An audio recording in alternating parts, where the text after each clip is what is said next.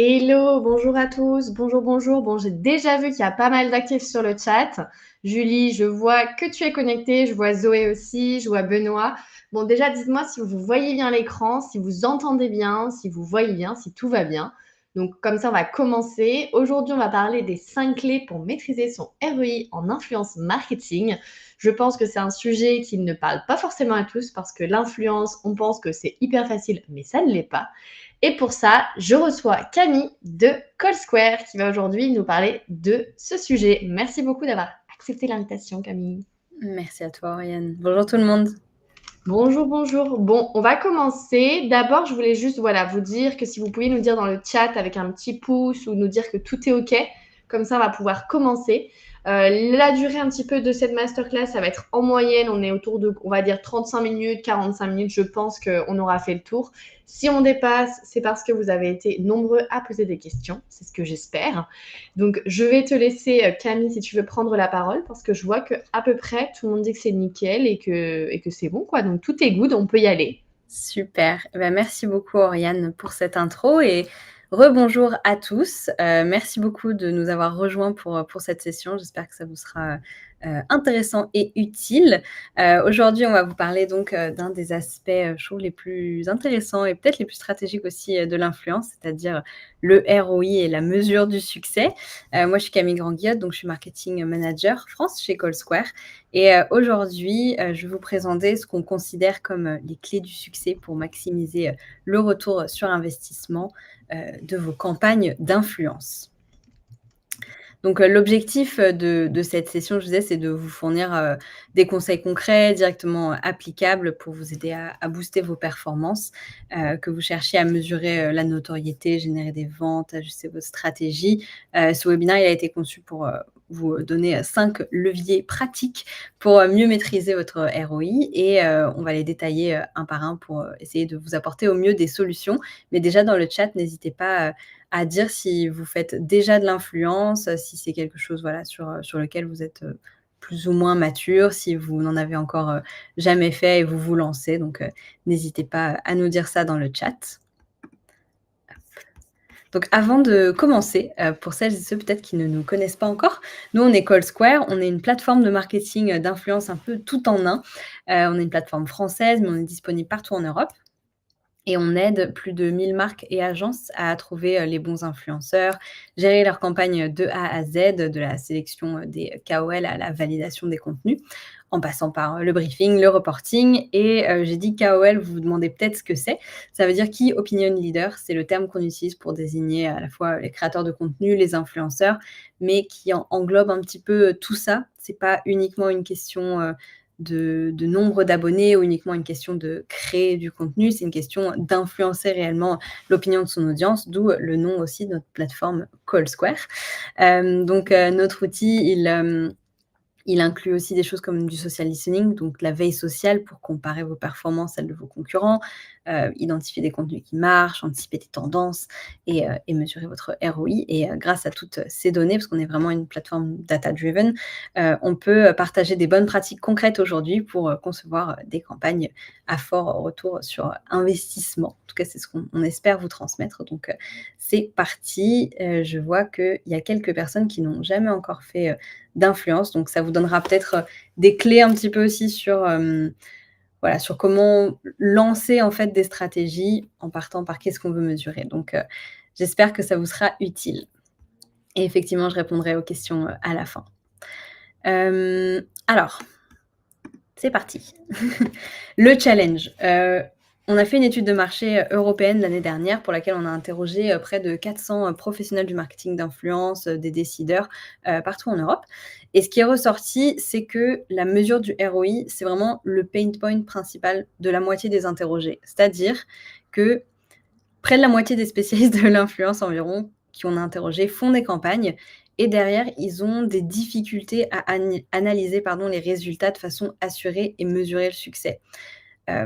Ce qui évidemment est clé puisque l'influence, c'est un métier où il n'est pas toujours aisé de prouver la rentabilité d'une campagne, en partie parce qu'il y a des facteurs qui peuvent être parfois un peu moins palpables, comme cet aspect image.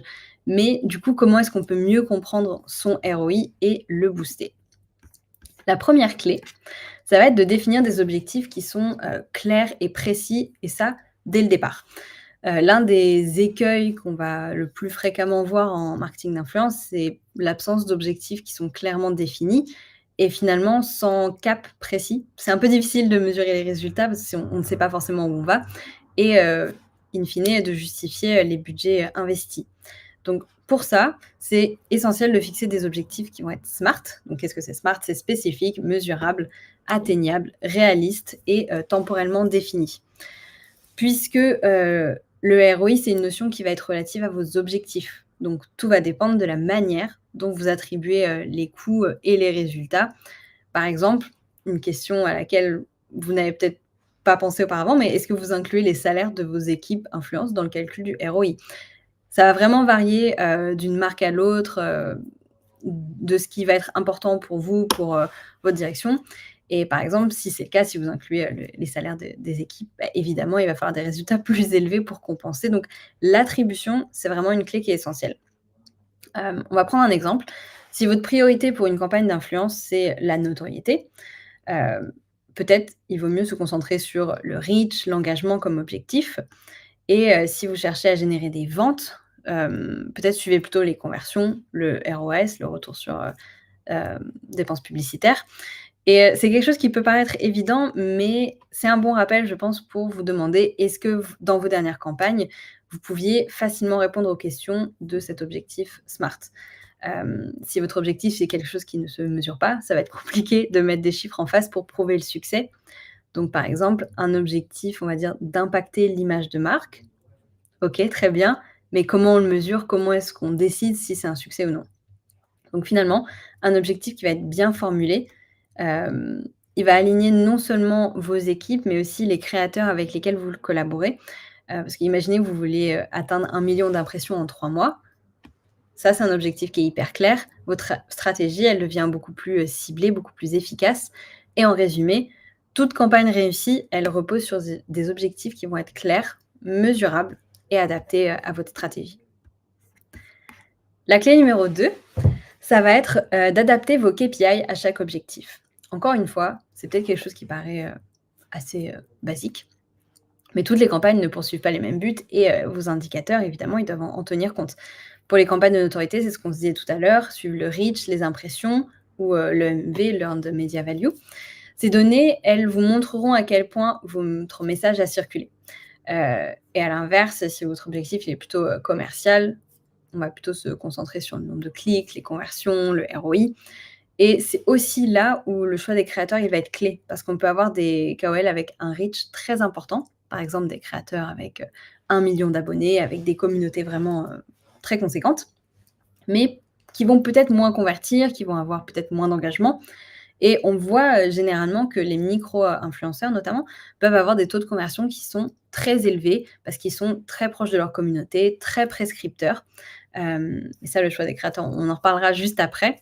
Mais en tout cas, sur cette notion-là, c'est très important de personnaliser vos KPI d'une campagne à une autre, d'une marque à une autre, parce que c'est non seulement mieux pour mesurer la performance, mais aussi collecter des insights utiles pour optimiser vos campagnes suivantes. Donc, on se parlait justement. Ah oui, un point que j'ai oublié, j'en ai pas parlé, mais là, ce qui va être très important pour la conversion, ça va être de mettre en place des liens traqués ou des codes promo qui vont vraiment vous permettre d'attribuer correctement les conversions justement à X ou Y influenceurs. Et si on prend un exemple concret avec la marque de mode inclusive Almé, que vous connaissez peut-être, c'est une marque parisienne. En janvier, ils ont lancé une campagne d'influence pour promouvoir leur nouvelle collection de jeans autour de valeurs qui résonnaient avec la marque. Donc, la notion de liberté, le mouvement, l'expression de soi. Et leur objectif, il était double, c'est-à-dire à la fois renforcer la notoriété de la marque et de l'autre côté, générer des ventes, en s'appuyant notamment sur des micro-influenceurs et des ambassadeurs qu'ils avaient invités à danser en jean pour montrer vraiment le confort du jean, ce qui est très smart. Et pour aller plus loin en fait qu'un placement de produit, vraiment faire vivre la collection et c'était très créatif et aussi incarné. Donc l'idée, c'était de montrer que leur jean était tellement confortable qu'on pouvait danser avec à travers une campagne d'influence. On va s'intéresser un petit peu plus à pourquoi ici le choix des bons KPI, il va tout changer dans l'évaluation d'une campagne et on va se concentrer sur leur objectif de conversion. Un petit état des lieux. La marque, elle utilisait des codes promo, mais elle les trouvait parfois un peu fiables, on va dire, car ils peuvent circuler en dehors de la communauté du KOL, de l'influenceur et ça peut un peu fausser l'attribution des ventes.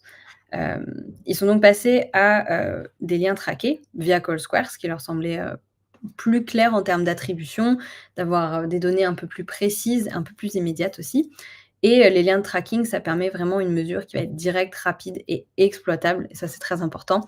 En particulier, sur des activations de micro-influenceurs où la granularité de la donnée, elle est essentielle. Ils ont aussi, utilisé le suivi, en fait, en temps réel du dashboard, donc pour avoir accès aux conversions en 24 heures, pour un pilotage qui va être un peu plus agile et ce qu'ils nous ont expliqué, c'est qu'ils ont testé, ces fonctionnalités CallSquare versus du tracking affilié manuel et qu'ils ont choisi CallSquare pour la simplicité et l'efficacité parce que c'est très long effectivement d'aller, traquer, des conversions, des liens, des codes promo, manuellement. Mais en fait, c'est quand même très important pour pouvoir bien attribuer, la conversion au bon influenceur et comprendre en fait qui a participé à vendre davantage, qui a su vraiment être prescripteur auprès de sa communauté pour les convaincre en fait d'acheter ces jeans. Donc en conclusion, tous ces changements dans leur façon de mesurer les conversions, ça leur a permis une meilleure évaluation du ROI et ils ont pu recueillir des insights qui étaient vraiment exploitables pour optimiser leurs futures activations et en particulier sur, la micro-influence. Donc moi je trouve cet exemple de campagne, très chouette et de voir comment ils ont utilisé les créateurs de contenu. La clé numéro 3.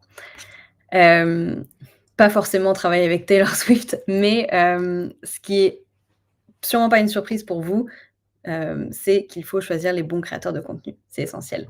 Collaborer avec, les profils, qui sont pas adaptés, ça peut ruiner même une très bonne stratégie et les créateurs de contenu, il y en a. Il y en a vraiment pour tous les goûts. Il va y avoir, des créateurs avec des grandes communautés, avec des plus petites communautés, peut-être plus engagés, plus niches, tout type de contenu, tout type de sujet. Il y a vraiment énormément de créateurs avec lesquels, vous pourriez collaborer et je suis sûre que vous pouvez trouver quelqu'un qui peut vous aider à transmettre vos messages de marque.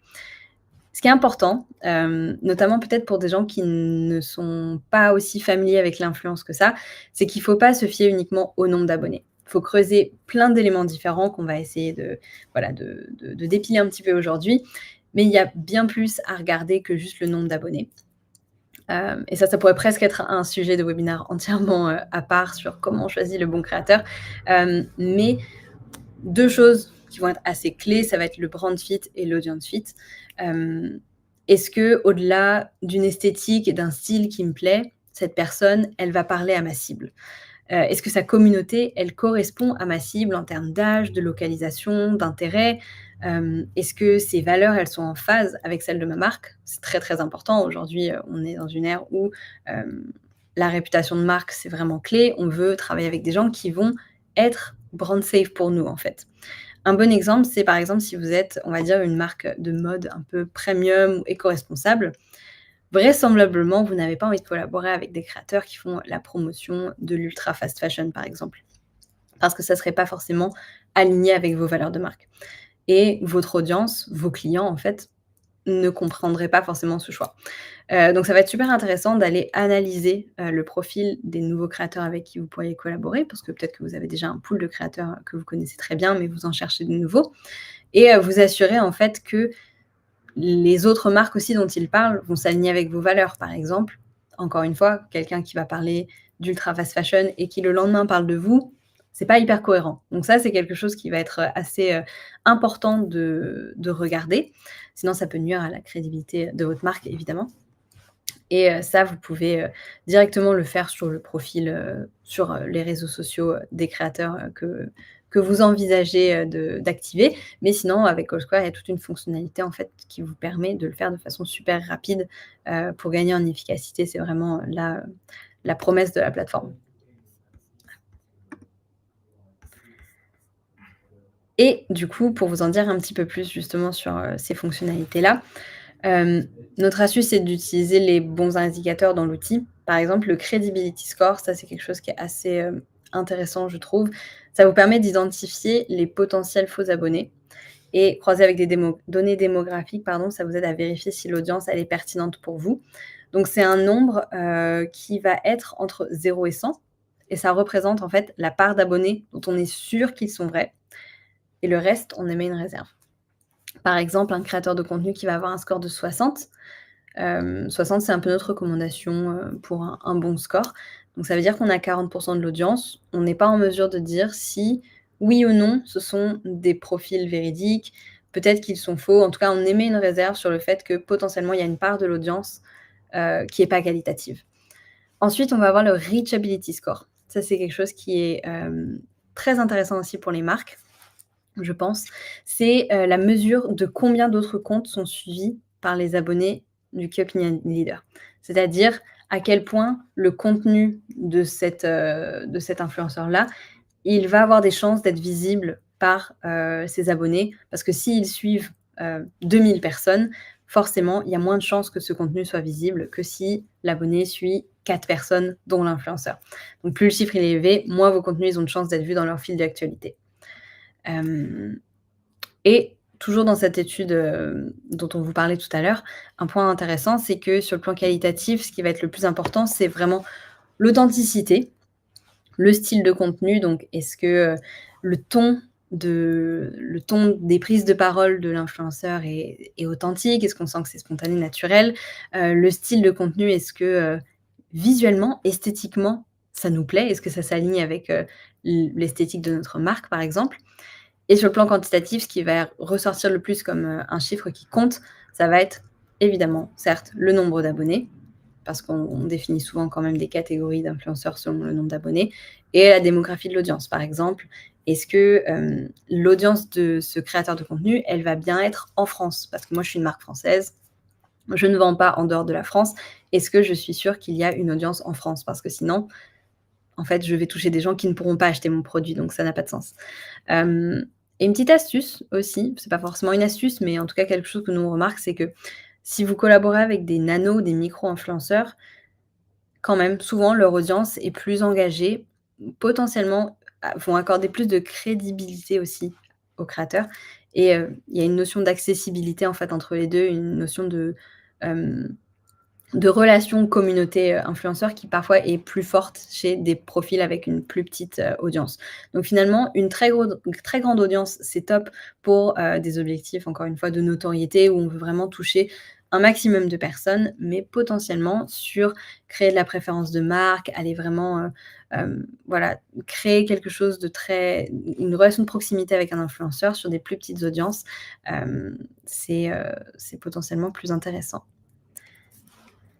Alors, un autre critère, le dernier pour cette slide, c'est l'overlap d'audience. Ça pareil, je trouve que c'est, un outil, très intéressant. En quelques mots, qu'est-ce que c'est l'overlap d'audience? C'est le chevauchement d'audience, donc ça désigne la part de l'audience d'un influenceur A qui est la même que celle d'un autre influenceur. Certaines marques, elles vont chercher à l'éviter, pour toucher des personnes différentes à chaque collaboration, mais l'audience overlap, ça peut aussi vous aider à renforcer la mémorisation, favoriser l'achat si, par exemple, vous vous dites: «Moi, en fait, je veux que tout le monde entende parler de mon produit, donc je vais travailler avec, 25 influenceurs différents et justement, ça m'arrange si dans l'audience, il y a des chevauchements, en fait, si les mêmes personnes font partie de ces audiences, de ces différents créateurs». Parce qu'en fait, ils vont voir et revoir et revoir, entendre parler de ma marque et donc ça peut les inciter davantage à passer à l'achat. Encore une fois, tout dépend de vos objectifs, c'est ça qui est vraiment clé. Il y a plein de stratégies à mettre en place, plein de choses, mais en fait, tout va dépendre de votre, but, final. Et du coup, en équilibrant tout ça, on va avoir un équilibre entre cohérence, authenticité, données et ça vous aide à maximiser, les chances que votre message touche les bonnes personnes. 4e clé. Je bois un petit peu parce que je ne fais que parler. 4e clé, exploiter les analytics. Ça, évidemment, c'est très important, on le sait. Aujourd'hui, on a énormément de données, donc c'est important, en fait, de savoir où regarder parce qu'il y a tellement de choses qu'on peut prendre en compte qu'il faut un peu faire le tri. Donc, ce qui va être important, c'est qu'une fois la campagne lancée, on va vouloir suivre les résultats obtenus, mais pas forcément uniquement à la fin. Notre conseil, c'est aussi de pouvoir suivre dès le début de la campagne les résultats que vous allez avoir au fur et à mesure pendant qu'elle est en cours, parce que ça va vous permettre d'ajuster vos tactiques au fur et à mesure et évidemment si besoin. Peut-être que dès le début, vous avez vu juste et dans ces cas-là, vous avez juste à suivre pour voir l'évolution et même pas besoin d'ajuster quoi que ce soit. Et en post-campagne, évidemment, ça va être le moment de collecter toutes les données qui vont être utiles pour vous pour créer votre reporting. Si vous avez CallSquare, c'est automatique, tout est dispo directement sur votre compte. Mais sinon, ça va vraiment être le moment d'aller faire vos calculs, voir quels ont été les résultats et les analyser pour déduire si oui ou non c'était un succès. Donc la première question, c'est est-ce que vous avez atteint vos objectifs, vos métriques cibles? Donc c'est ceux que vous aviez fixés en début de campagne, qui vous ont permis de décider si, oui ou non, vous avez répondu à vos attentes. Est-ce que vous avez surperformé? Est-ce que vous avez été peut-être un peu en dessous des attentes? Et dans ces cas-là, avec quel créateur ça a moins bien fonctionné? Quel format a moins bien fonctionné? Vous pouvez tout comparer, et comme ça, vous pouvez aussi corriger la prochaine fois. 2e point, qui parle de votre marque? Parce qu'évidemment, il y aura des créateurs que vous avez choisis pour cette campagne, que vous avez activés, que vous avez choisis en fait pour porter vos messages. Mais en regardant vos mentions, qui a parlé de vous, vous pourrez voir qu'il y a d'autres créateurs qui ont peut-être relayé votre campagne ou parlé de la marque, et que ces profils, ils pourraient être intéressants pour vous pour de futures campagnes. Et c'est peut-être des gens que vous n'aviez pas identifiés, mais qui sont déjà en fait des ambassadeurs de marque sans même collaborer avec vous et que donc vous pourriez activer pour de futures campagnes qui vont vraiment être des ambassadeurs très engagés. Et enfin, dernier point, quelle est la part de voix de votre marque par rapport à vos concurrents? Donc nous, on a un outil qui est le social listening qui vous permet d'évaluer votre part de voix, de vous comparer versus vos concurrents en termes de MV notamment, de nombre de KOL activés, de volume de posts, de stories, d'engagement, bref, de pouvoir comparer plein de données qui vont être intéressantes pour vous. Et vous pouvez voir où vous en êtes versus d'autres marques qui potentiellement ont le même positionnement, qui ont le même ADN de marque, le même un peu la façon de storyteller. Des marques qui finalement, voilà, vous pouvez vous comparer avec elles, voir ce qu'ils font sur les réseaux, comment ils travaillent, avec qui ils travaillent. Est-ce qu'il y a des créateurs justement avec qui vous pourriez vouloir collaborer parce que vous savez qu'ils sont très affinitaires et grâce à tout ça, vous pouvez vous inspirer de leur succès.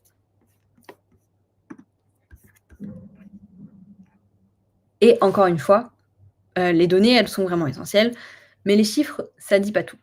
C'est important en fait de combiner à la fois des indicateurs qui vont être très quantitatifs, comme tout ce qu'on vient de se présenter auparavant quasiment, avec des insights plus qualitatifs pour avoir une vision plus complète. Parce qu'évidemment, comme je vous le disais au tout début de session, il y a effectivement des choses qui sont très calculables, on va dire, mais il y a aussi des choses qui sont un peu impalpables. L'image, l'esthétique de quelque chose, ça c'est quelque chose qui est plus subjectif, on va dire. Et il y a cette notion vraiment de lier le quantitatif avec le qualitatif. Par exemple, en analysant les commentaires sous les posts d'un influenceur, ça peut vous permettre de comprendre comment votre produit il est perçu. C'est pas une question de nombre de commentaires. Évidemment, s'il y en a 0, peut-être que ça veut dire que le produit n'est pas en totale adéquation avec cet influenceur puisque ça n'a suscité aucune réaction. En revanche, voilà, regardez ce qui se dit. Est-ce que les gens, ils se posent des questions sur le produit? Est-ce qu'ils partagent leur expérience?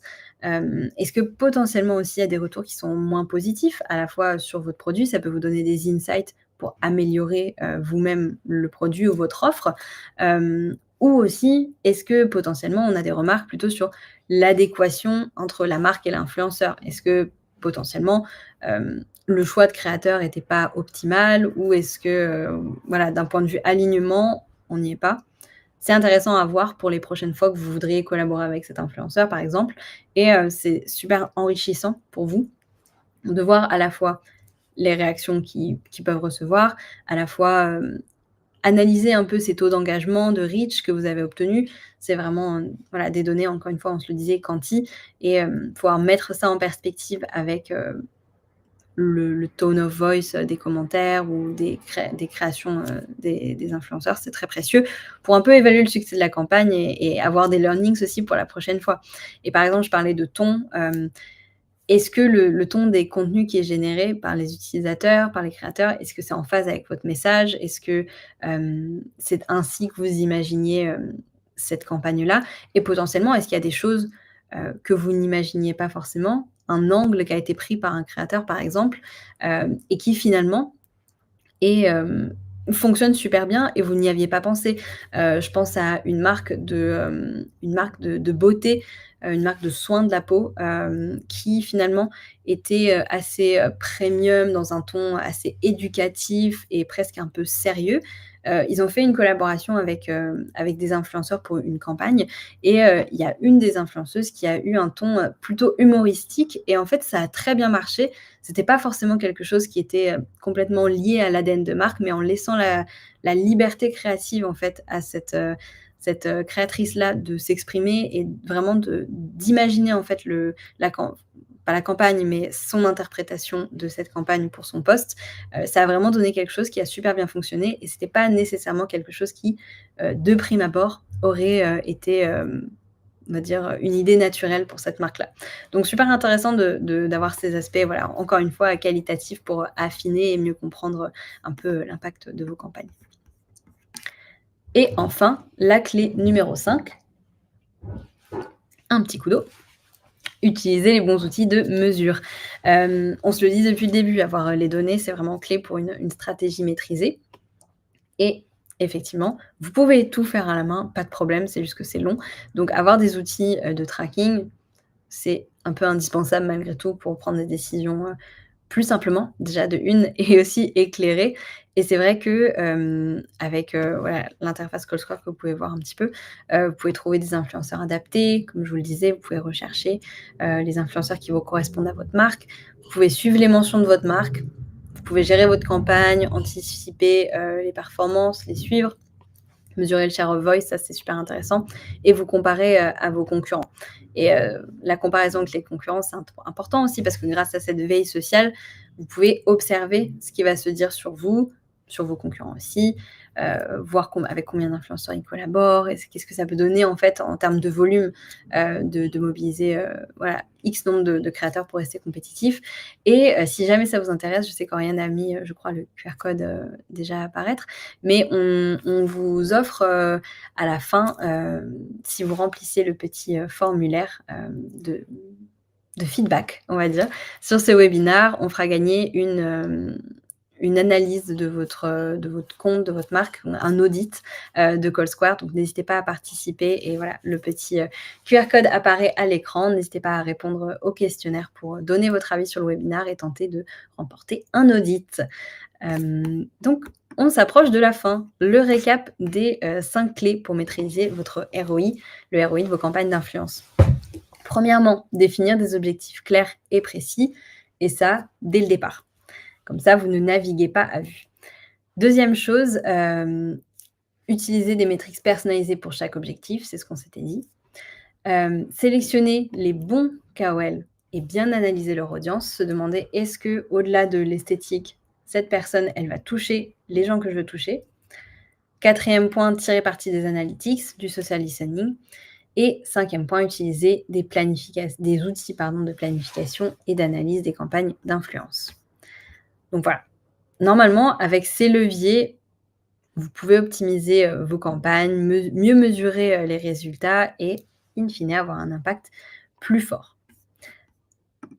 Donc j'espère que ça vous a été utile. Je voulais juste glisser ceci avant de passer donc à la FAQ. Donc on lance en ce moment, une étude, donc parce que chez CallSquare, on est convaincus que pour, des collaborations qui vont être, durables et efficaces avec les créateurs, il faut d'abord écouter les créateurs. Donc on a lancé une étude, pour comprendre leur réalité en 2025 et ce qu'ils attendent des marques, comment ils vivent les collaborations, ce qu'ils pensent des plateformes, de la monétisation et cetera. Mais aussi, des sujets, qui sont parfois un peu plus négligés comme la santé mentale des créateurs, la pression de l'algorithme. Et je trouvais que c'était un bon moment aussi parce que peut-être que vous collaborez déjà avec des créateurs, peut-être que vous-même vous êtes créateur de contenu. Donc si c'est le cas, si vous travaillez déjà avec des créateurs, qu'ils soient sur CallSquare ou non, n'hésitez pas à leur transmettre du coup ce questionnaire qui est le QR code. Je vais aussi vous mettre le lien dans le chat pour si jamais vous vouliez transmettre ça à des créateurs. L'idée, en fait, c'est qu'on puisse récolter leurs expériences, leurs avis. Alors, je vais le mettre là.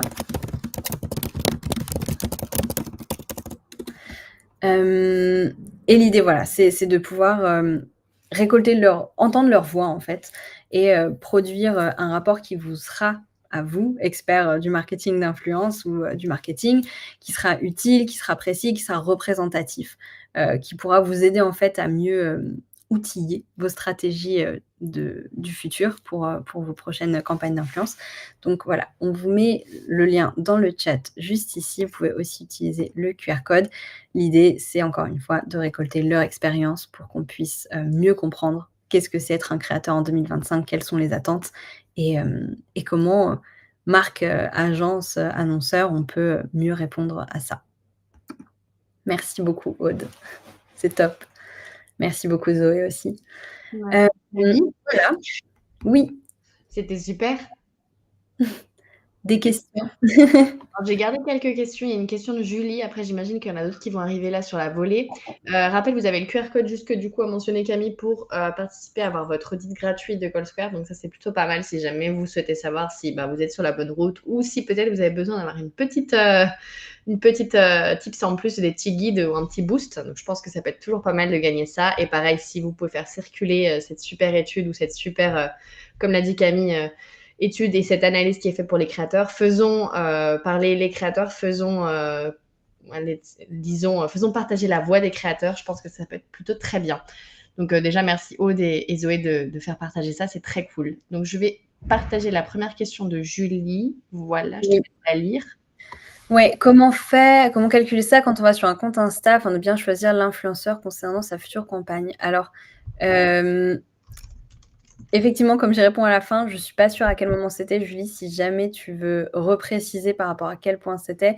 Mais, peut-être que déjà je peux donner un petit éclairage sur, comment bien choisir les influenceurs pour une future campagne sur Instagram.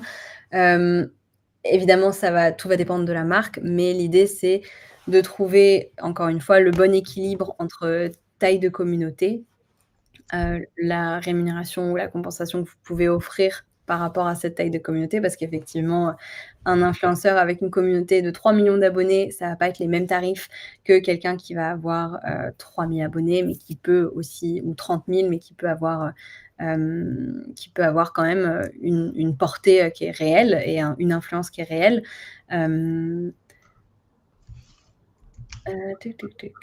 Alors, peut-être que c'était le credibility score, c'est ça? C'était le score de crédibilité?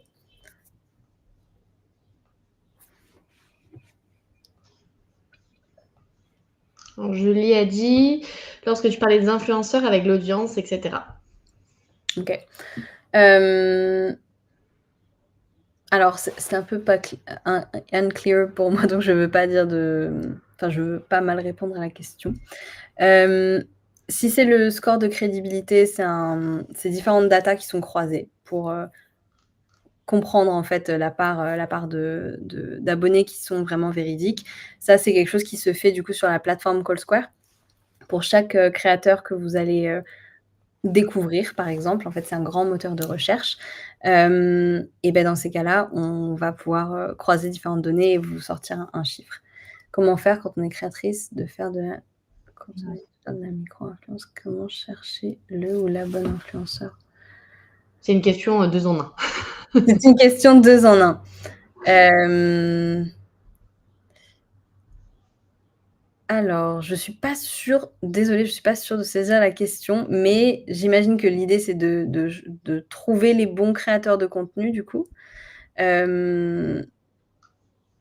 Donc plusieurs choses, si vous voulez travailler avec des micro-influenceurs, du coup, on a, nous, effectivement, cet outil sur la plateforme qui permet de rechercher des gens par taille d'audience. Donc, par exemple, si vous êtes une marque de mode, que vous voulez chercher uniquement des profils basés en France, avec une audience qui va être plutôt micro, Donc, en dessous de, on va dire, aller entre 20 000 et 20 000 et 50 000 personnes. Vous pouvez trier tout ça et la plateforme, en fait, vous sortira tous les créateurs de contenu qui correspondent à ces critères-là. Comme ça, vous avez une liste, en fait, de créateurs de contenu qui peuvent correspondre à vos attentes et ensuite, vous pouvez regarder leur contenu et voir voilà, qui correspond un peu plus à votre marque. Alors, où se situe sur CallSquare le Reachability Score? Que calcule-t-il exactement? Alors, le Reachability Score, il est dans le profil de l'influenceur. Donc, vous allez sur la fiche de l'influenceur. Vous pouvez aussi, si je ne dis pas de bêtises, trier ça, en fait, et mettre un score minimum lorsque vous faites vos recherches. Et l'idée, en fait, c'est de calculer le nombre de personnes que les influenceurs suivent. Donc, par exemple, si, disons, j'ai une communauté de 10 000 abonnés et ils suivent tous 2 000 personnes ou plus, potentiellement, ça va être un score qui va être un peu moins bon parce qu'en fait, dans ces cas-là, tous les abonnés suivent énormément de gens et il y a moins de chances que le contenu soit visible parce que plus on suit de personnes, forcément, plus on va avoir du contenu dans notre fil d'actualité et moins on a de chances d'avoir de toucher, en fait, avec le contenu. Voilà. C'est une autre question. Hop là, il y en a plein d'autres. C'est Zoé qui donne des éclairages sur, j'imagine, sa stratégie du coup. Donc, volume de contenu, regardez les KPI principaux, ligne, édito global, engagement. Effectivement, je suis très alignée avec ça. Et surtout, pour la micro-nano, leur laisser la liberté de création, tout à fait.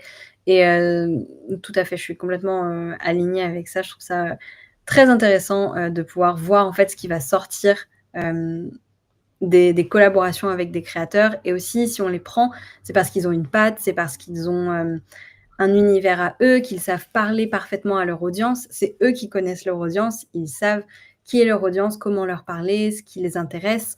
Donc vraiment, ces créateurs de contenu, ils vont souvent avoir une expertise pour laquelle, en fait, on peut aussi leur faire confiance. Et là, je vois... Question de Aude. Écoute, c'est effectivement étrange. N'hésite pas à nous envoyer un mail si tu remarques ça. Comme ça, on peut regarder directement. Il y a peut-être un petit souci. Donc, n'hésite pas à nous envoyer ça par email directement, soit à ton account manager, soit sur LinkedIn, un message privé. En tout cas, voilà, n'hésite pas. Bah, super. Bah, je pense qu'on a fait le tour. Hein. Je pense qu'on a bien fait le tour. Tout le monde est très fin. Et après, de toute façon, vous avez des questions qui sont beaucoup plus spécifiques sur vos profils. Par exemple, voilà, Aude, je vois que du coup, tu as un petit souci. Je veux dire, je pense que ça, après, vous pouvez écrire directement, comme l'a dit Camille, à CallSquare, ou vous pouvez écrire aussi via Instagram ou via LinkedIn si jamais vous avez des questions un peu plus spécifiques sur votre gestion des influenceurs ou votre gestion du profil ou du compte que vous avez chez CallSquare. Mais je pense qu'on a fait le tour, c'était hyper complet. Profitez pour scanner encore une fois le QR avant de partir. Comme ça, vous allez pouvoir profiter d'avoir de l'audit bien analysé de la part de Camille. Donc franchement, profitez-en parce que ça, c'est quand même une sacrée mine d'or et une sacrée mine d'informations si jamais vous souhaitez le faire. Merci à toi, Camille, d'avoir participé. Merci beaucoup, Ariane. Pour ton temps. Et merci à tous d'avoir participé aussi à cette masterclass. Pour ceux qui seront de la team replay, bon masterclass aussi. Et puis de toute façon, si pareil, vous étiez là pendant le direct et vous souhaitez avoir davantage d'informations sur la présentation ou avoir le replay, on vous l'enverra de toute façon là durant la journée. Donc vous recevrez aussi ce replay. Et il est tout le temps disponible sur YouTube, pareil. Donc vous pouvez nous trouver sur Metricool France sans problème. Donc, Camille, je ne sais pas si tu as une petite note pour la fin ou si c'est bon. Merci beaucoup. Non, merci à vous d'être venu. N'hésitez pas, si jamais ça vous intéresse, à nous faire des retours avec Oriane. Voilà, je ne sais pas comment te contacter, Oriane, mais soit par les réseaux sociaux. Sur tous les comptes de Metricool. Sur tous les comptes de Metricool. Et pareil, CallSquare. Si vous avez des feedbacks, vous pouvez les mettre dans le petit questionnaire qu'on vous a mis là avec le QR code. S'il y a des sujets dont vous aimeriez qu'on parle, n'hésitez pas. Bah, merci à tous. On vous souhaite un très bon appétit si jamais vous êtes en pré-pause déj et une bonne semaine à tous.